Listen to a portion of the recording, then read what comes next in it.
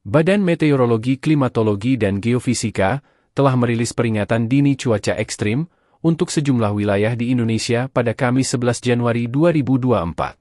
Menurut peringatan dini BMKG, ada 33 wilayah berpotensi dilanda cuaca ekstrim, baik cuaca ekstrim hujan lebat, hujan petir, dan angin kencang.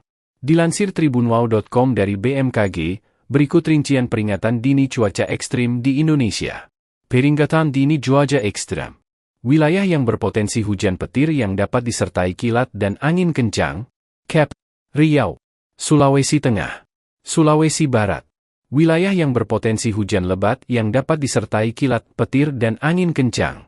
Aceh, Sumatera Utara, Sumatera Barat, Riau, Bengkulu, Jambi, Sumatera Selatan, Kep, Bangka Belitung, Lampung, Banten, Jawa Barat, DKI Jakarta, Jawa Tengah, di Yogyakarta, Jawa Timur, Nusa Tenggara Barat, Nusa Tenggara Timur, Kalimantan Barat, Kalimantan Tengah, Kalimantan Utara, Kalimantan Timur, Kalimantan Selatan, Sulawesi Utara, Gorontalo, Sulawesi Selatan, Sulawesi Tenggara, Maluku Utara, Maluku, Papua Barat, Papua, potensi tinggi gelombang.